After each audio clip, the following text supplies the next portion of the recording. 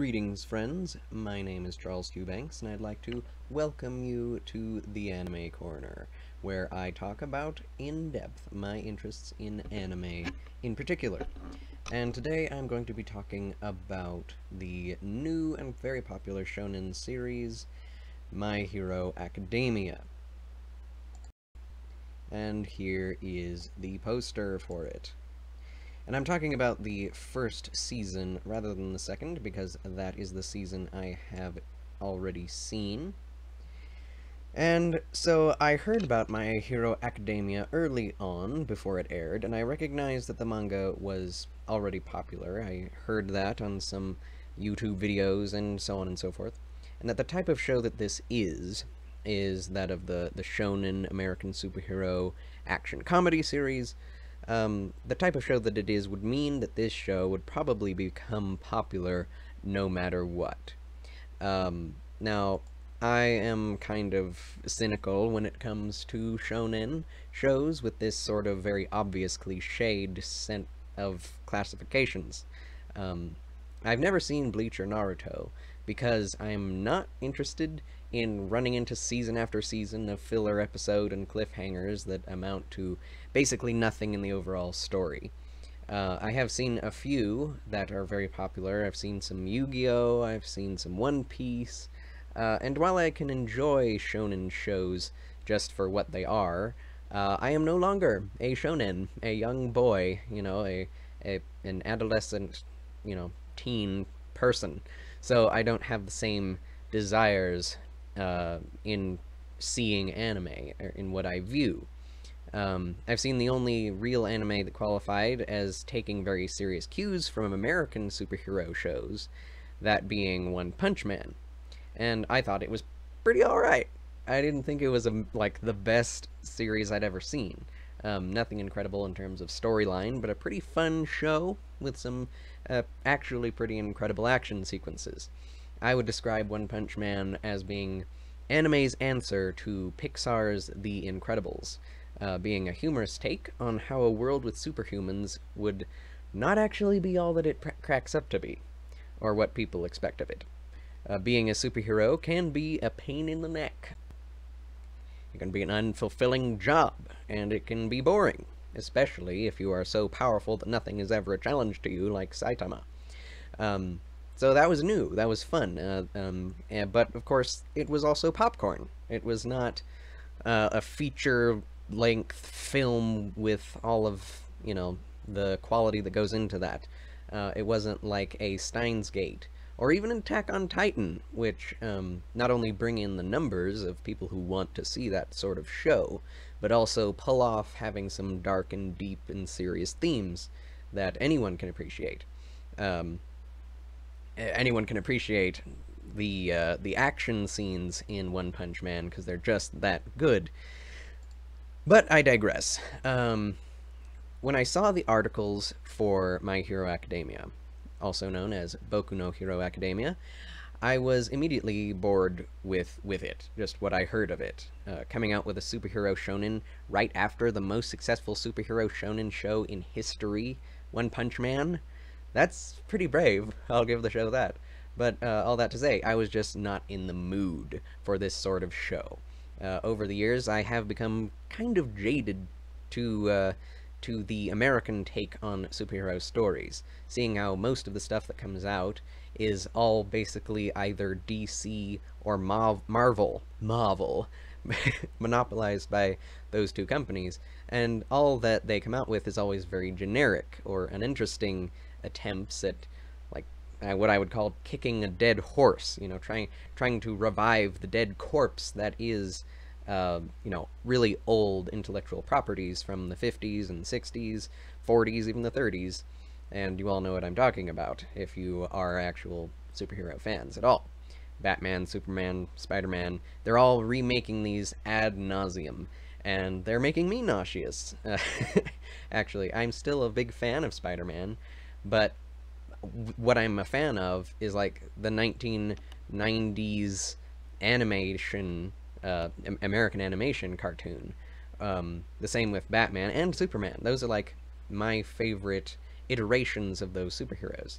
But nowadays, The best of the best that DC or Marvel can come up with is just basically a simple, but in the end, forgettable diversion, like the Avengers. Now, I know that'll, make some of you cringe if you are big Avengers fans, but I didn't actually love the Avengers movies all that much. They did pay homage to these beloved characters and to the comic, The Avengers, very well, but it's more of the same. It's fun, it's colorful, it's bright, and I understand why it's so popular.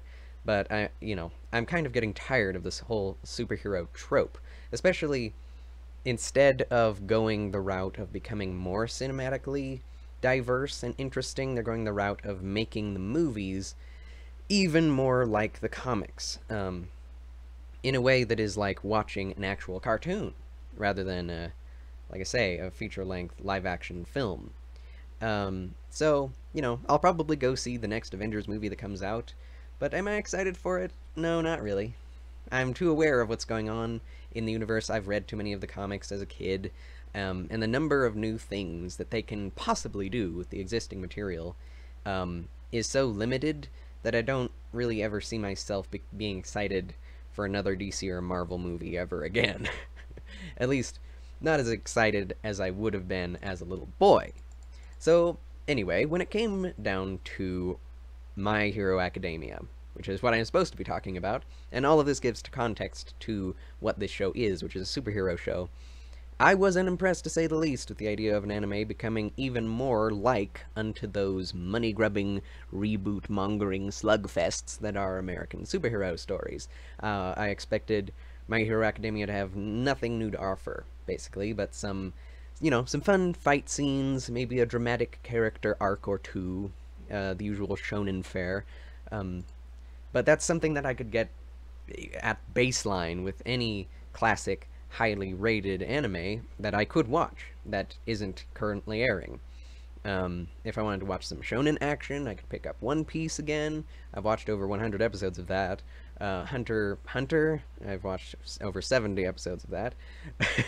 Or start watching D. Gray Man, which I'm actually very interested in. I have the manga right here that I'm currently reading. So why should I waste my time for something that is probably just going to get some popcorn action thrown in there at best? Anyway, I put off watching this until the first season finished airing, and the second season was halfway through its run.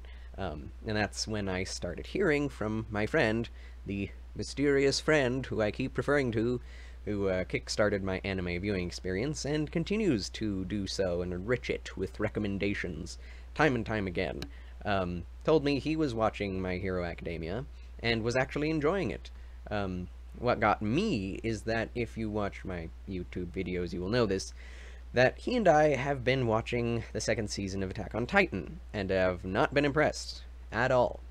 We have been quite disappointed in the direction it's going. So we were talking about this, and as kind of an offhand remark, he told me that, yeah, a lot of stuff happens in episode 6 of Attack on Titan, which is a big reveal episode, but I think I still liked the new episode of My Hero Academia more, though. End quote. He went on to say that while he felt more like of a pleb, a plebeian, for liking the show, and I understand that completely, he still thought that it had better directing, and therefore better enjoyment overall. And, this piqued my interest. And since I was also feeling somewhat disappointed with the direction of Attack on Titan, I decided to lay down, as I was feeling unwell, and marathon the show, until I finished it. Of course, I didn't finish it in one sitting, but 2 days and 8 hours later, I had watched and finished Season 1 of My Hero Academia. And here are my thoughts. Before I actually get into it, I just want to give kind of my moral rating of this show. It's rated as kind of PG-13 on my anime list, which I think my anime list does a very good job of rating shows according to our American standards, PG, G, PG, PG-13, R, etc. And while there isn't that much that is actually bad about this show, it makes sense that there would be a PG-13 rating. There is definitely violence, there's definitely some blood, much more intense than most American cartoons, at least back in the 90s, you know. There was never a drop of blood shown in the 90s shows that I watched in America, like Batman and Superman and Spider-Man. No blood, hardly anyone died, if ever, and if they did die, they'd be brought back to life. So again, one of the big things that recommends anime to someone who wants something a bit more edgy is the fact that it actually does have blood. People do die. People do get injured. So yes, that does all happen. The main character gets his limbs broken constantly. That's something about this show. As to like fan service, there is very, very little. You know, anyone above the age of 13 can watch this, but I will say that there are some, you know, of course, some. There's a scantily clad superhero woman. Nothing out of the ordinary, though, if you're a fan of the superhero genre, especially Marvel or DC. But there's definitely a little bit of fan service. So be wary of that. Just the costumes that a couple of the females wear are a little bit revealing, a little bit skin tight, but once again, nothing too, you know, sensual. There are no sensual overtones to anything. There is one kid, though, who has sticky balls on top of his head that he can throw. That's his superpower, his quirk, and he is just a pervert. That is what he is. He's a little midget. He fulfills the classic anime character type of being the midget who is a pervert and just wants to touch all of the girls' breasts, and he talks about it openly on the show, and that is, I think, the most negative thing I can possibly say about this show is that little brat and his sexual jokes that he brings up. So, on to my thoughts on the subject. So, I had watched and finished Season 1, and before this, though, all of the buzz, with all of the buzz going on around the show, I had expectations. And as you now know, my expectations were mostly negative. I was expecting a very run-of-the-mill superhero shonen show. But whenever there is lots of hype around a show, whenever there are lots of articles on the internet, lots of excitement, trailers, and hype whirling around like bees around a soda-soaked watermelon, or a traumatized child, for instance, it can give you some extremely unrealistic impressions. I've gone through the roller coaster of hearing about a new movie or a new show with tons of positive impressions coming from positive critique or positive expectations other people have, and then been completely disappointed. All of my expectations dashed upon the cliffs of reality. And so now I've swung to the other extreme, being more cynical of any positive hype around a show that I might hear. So in this case, it was best that I actually came to this show with lower expectations, because, as is my favorite adage for things like this, if you want to enjoy something for the first time, come to it with the lowest expectations possible, and you will be pleasantly surprised. Of course, on the inverse, if you come to something with high expectations, you will almost always come away disappointed. And this adage has worked out for me more times than I can possibly count, from things like beef jerky to Hollywood superhero films. It has been proven that if I have high expectations, those are always unrealistic, and I end up disappointed when leaving the theater or eating the beef jerky, I guess. But the opposite is also true. If I don't expect anything from the gluten-free, dairy-free beef jerky, I will find it amazing that it has a somewhat sweet, smoky flavor. Or when I went to Captain America Winter Soldier, I went in expecting basically a stupid, heartless, mindless, action-bloated attempt at making Captain America a modern fighter against the corrupt government, and actually was happy with how well they actually did that. Because that's exactly what they did. But they also did throw in some interpersonal drama too, so woohoo, that's unusual. So anyway, with My Hero Academia, I found that many of my surmises about it being a reprinting of a bunch of American superhero ideas and cliches actually turned out to be completely correct. But I did not expect that the atmosphere, stylization, and the lighthearted tone of the show and the heart of the show to completely make up for any lack of originality that it has with its source material. Of course, that is not entirely true. There are definitely some very original decisions and character designs and choices that the show makes, which does set it apart, both from the shonen anime norms and the American comic book cliches. And the main thing which it subverts, I think, is taking the idea of a world where superheroes exist, which, and making it real, fully realizing a world where superheroes exist, and instead of making it dark and gritty, making it absolutely wonderful. In this world, everyone has a quirk, a superpower, like, literally, everyone. 99.99 ad infinitum is the percentage of the world population with a superpower or quirk, as it is referred to in this anime. The only difference in each person is what degree or what type of power they have. The main character's mother has a quirk, but all she can do is kind of lift objects with her mind and bring them over to herself in a few meter diameter radius. And so those types of people with those limited powers do not usually become superheroes or supervillains. But what about the 0.0000001 percentile? That percentage refers specifically to our main character, the only kid in the world who is normal. Except that for him, that would probably make him the only abnormal one. This takes the superhero formula and does turn it on its head. You don't find any superhero like Batman or Spider-Man brooding on a rooftop somewhere, mourning over the fact that they're the only people like themselves and that they have to go on living alone in this horrible world and fighting against injustice and no one else can help them. No, in fact, the opposite is true. How much more cruel would a bully with superpowers be when bullying a kid without superpowers?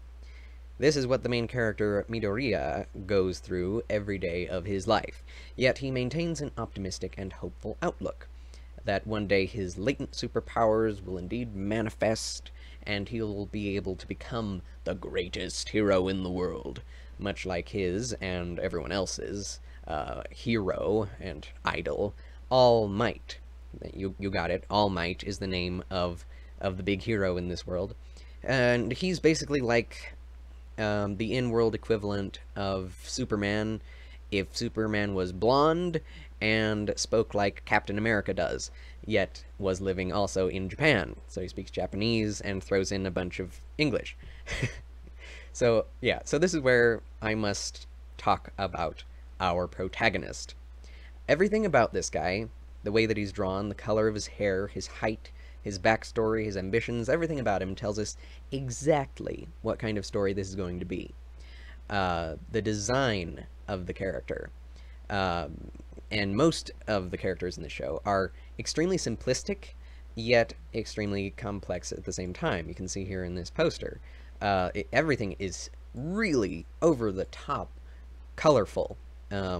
This yellow background, the yellow gauntlets that All Might has in the back there, he's overshadowing everyone else with his, beautiful, glorious strength, and the characters in the foreground are all younger. And this, again, this definitely reminds me of things in the X-Men. But anyway, I'll get to that later. This is Midoriya, and he's a joy to watch, because he is not the everyday MC, light novel protagonist. Of course, he's the basic shonen protagonist, just very weak and very nerdy, instead of the rather athletic type that you would expect from a shonen. He's short and thin, denoting his plight as the only human amongst gods. He has wild, spiky, or, they call it curly, but it's rather spiky in my view, which is black with a green sheen, which is normal enough in an anime where people have candy-colored hair, but is individual enough to set him apart.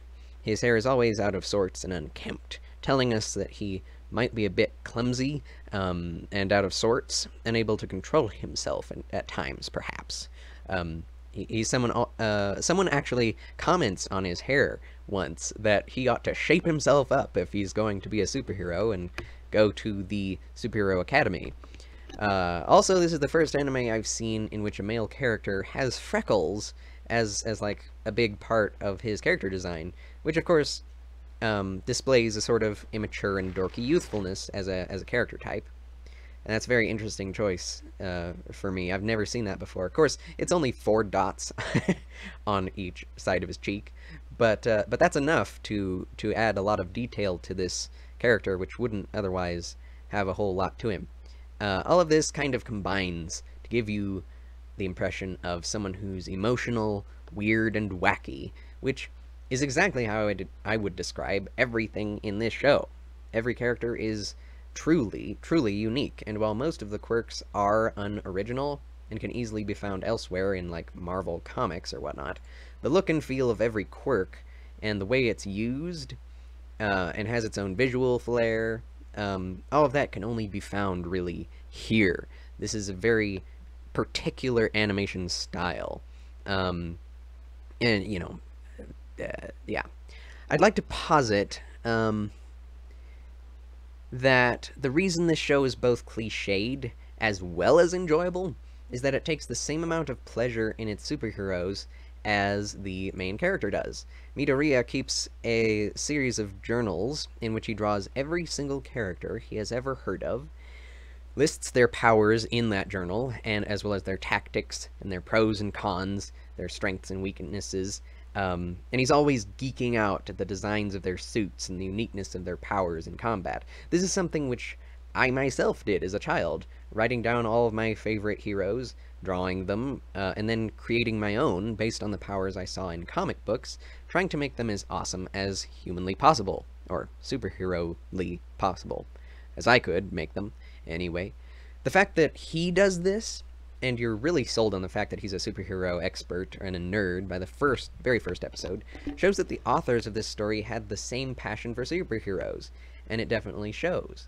There are dozens upon dozens of supers in this show, if I may use the Incredibles term, and every single one of them has a unique design and just looks awesome. I mean, some of them do look kind of dorky, but most of them look amazing. I even have my own favorite in a certain gunslinger hero who shows up very shortly, at the end of the first season, and he shows up and immediately shoots every single baddie in like a mile radius of him in the arms and legs the very second he comes on screen. He only appears for a matter of seconds, but if I were a child, oh man, I would have made a collection of drawings and written my own fan fiction about that guy. So, yeah, so the show draws you into the details of each character and every hero and contains the same type of wonder and awe that I think comics were always meant to inspire, and keeps that very same childlike sense of wonder intact. So, back to Midoriya and how his look tells you a lot about the show.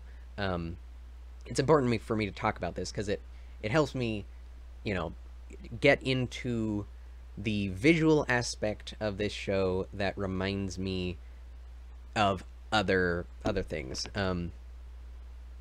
So he has green eyes, which match his hair, and when he chooses a super suit color, it is the green of his eyes, as well as matching his last name, Midoriya, which is just green in Japanese with a y tacked onto the end.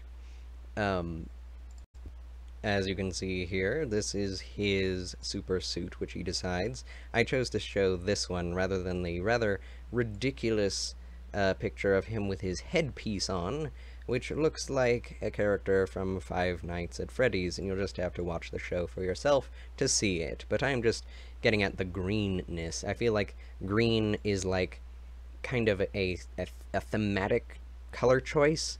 It's very it's very heroic. If that's the only word I can think of. It's very main character-ish. It's a very kind of neutral color, very easy on the eyes, and yeah, and this intensely reminds me of another such shonen anime protagonist, one who was also small and thin, had crazy spiky green hair, and was also an underdog who no one expected of greatness, who had ambitions which soared to the heights of the heavens. That's right. It's Gone from Hunter x Hunter. Gone Freaks. The similarities between these two guys, this show and that, are only apparent in spirit and in like this image I'm showing you now. They both look kind of similar. They both have green accents. Green is their overall color. Everyone in Hunter x Hunter has like a different color scheme, and green is the main color for the main character, as well as for Midoriya in this show here.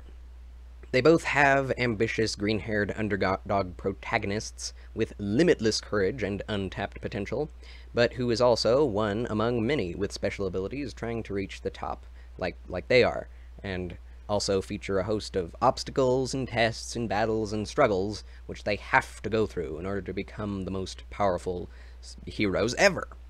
They also feature one insane villain with a disturbing laugh and creepy smile who commands a host of enemies, but that's just par for the course in any anime.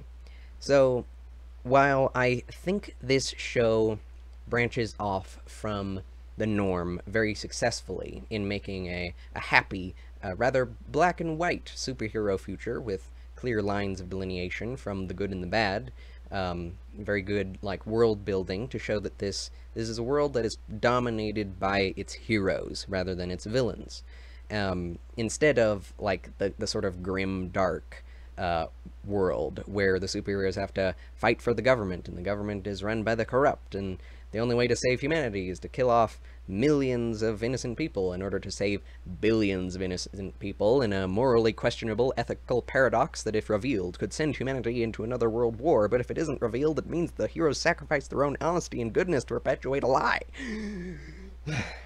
Anyway, I'm actually a little sick of the dark and gritty superhero show, like I was saying, which is why My Hero Academia is actually a very relieving breath of fresh air.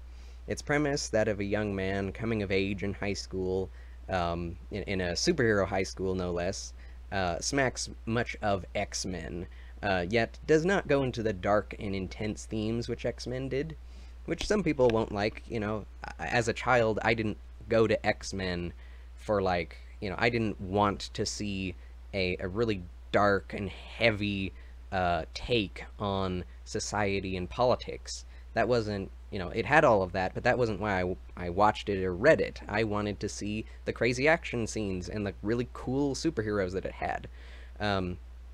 So, yeah, it doesn't, this show, My Hero Academia, doesn't go in those dark places, at least not yet, whereas X-Men has always been tasked with providing that social commentary on the state of, like, racism and xenophobia.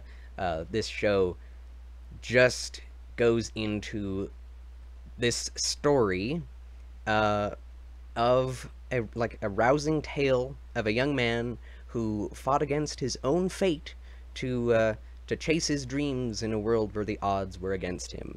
And while that is definitely cliched by now, it's nice to be able to indulge in such a simple narrative now and again. That doesn't mean that this show is without deep themes. Most of the deep themes that are brought up are all very positive and basic, at least in the first season. I still haven't watched the second season. That's why I'm getting this done right now. I want to watch the second season, so I'm getting this done as fast as I can. So sorry for any hiccups that you might hear in my voice or in the camera or in the microphone. I have this turned up all that I can, so yeah, forgive me for any difficulties that are technical. So, yes, the biggest theme and the deepest theme in this, I think, first off, is that of self sacrifice. The MC has it in him. He just, is this type of person that wants to become the greatest. But when it comes down to it, it's all for the sake of saving people that he wishes to be great. That's why he does it. Of course, he does know that it is cool when you save people, which is also his reasoning for being great. He wants to be cool too, like All Might, who is always saving people, seemingly in an omnipotent manner. Nothing can stop him. But even when the MC does get a superpower, that's kind of a spoiler. He gets a superpower eventually. Like, you don't really know that that's where it's going in the first episode, but by the end of the episode, you kind of know that that's where it's going. Um, but even when he does get a power, it is one which is so overpowered that it breaks whatever part of his body he uses when channeling his super strength. And it's, again, he's the main character, so he has to have the super strength. But he doesn't have the regeneration skills that any of the X-Men had that made them able to properly use their powers effectively. But because of Midoriya's selflessness, his willingness to give himself for his friends, he's able to save those people and beat those villains, which no one else will. So yeah, it's a pretty deep theme, very like messianic message. Of course, that's basically every superhero, and if that's not part of the superhero message, then there's something wrong with it. So yeah, the second main theme here is that of mentorship. Once again, Japanese culture succeeds in fostering this element of mentorship where the US has totally and utterly failed, it seems like, at least. But in America, it only surfaces in, like, Asian or stories or anime, movies and shows, of all things. So yeah, the idea of the wise and powerful, yet aging old sensei who teaches the young and impressionable hero is definitely present in this show, just repackaged in a way that makes sense in an American superhero context. All Might's interest in and mentorship of Midoriya in this show is so surprisingly close, so intimate, and so emotional that it literally, like, steals the show. Uh, it's been a long time since I've actually seen a show that really went for the, like, master and student relationship in such a strong way, like, to make it the main focus of the show. But it pulls it off completely. The heart and soul of this show truly lies in this relationship between Midoriya and his mentor All Might. The relationship of mentor and mentee is so strong, and I cannot help but bring up, like, Rocky Balboa as a series of movies that the themes of this show really remind me of. The purpose of this show is really to tell you, the viewer, never to give up, to always pursue what you know is right, to always be excellent, to push yourself beyond the pain, to become a better person, so that hopefully the ceiling of your mentors may one day become your floor, and one day you will look back and remember your friends, mentors, even your enemies, and be grateful for all the blood, sweat, and tears spent on their behalf by their encouragement, because it got you where you are, in a place where you could actually reach your dreams and catch your goals. That's what this show is truly about, and to be honest, a show does not have to be about anything deeper than that to be enjoyable. It just depends on how that story is executed that makes it interesting or not, or exciting. Heck, even One Piece went on for almost 800 episodes, 800 almost, and I don't think anyone is tired of the shonen formula it used, except for people who don't really like One Piece. So yeah, on the contrary, there are still tons of anime in production even now, which were inspired by this single plot thread, that of the boy who dreams. The Cinderella story, the one about reaching for the stars and bringing them down to earth, and having the spirit and willpower to do so. That's what shonen is best at. And while My Hero Academia won't be on any of my favorite lists, I bring it before you as an example of art that did not need to be unique or new in every aspect to be heartfelt and successful. It touches you kind of on a deep level, very quickly with its emotion. You know, like one of the first scenes in which you really get kind of a run of the mill, really dramatic anime shonen scene is when All Might says the words that set Midoriya's heart free. That even if you don't have superpowers, you can become a hero. And that just basically he worked deliverance ministry on this kid. And he breaks down into tears and is going back into his memory, and it's an emotional scene. So yeah, it's also touching as well as being just your typical run of the mill action shonen show. It's actually kind of an inspiration that it kind of inspires me at least, and reminds me that no story, no matter how seemingly cliche it may seem, or is, it actually can be enjoyable and meaningful if done in the right way. And while I once again have to state that I don't think My Hero Academia is a masterpiece, I understand why it is so popular, and I give it a definite thumbs up for being an enjoyable and memorable diversion, and a welcome addition to the superhero genre. God bless, and thanks for watching.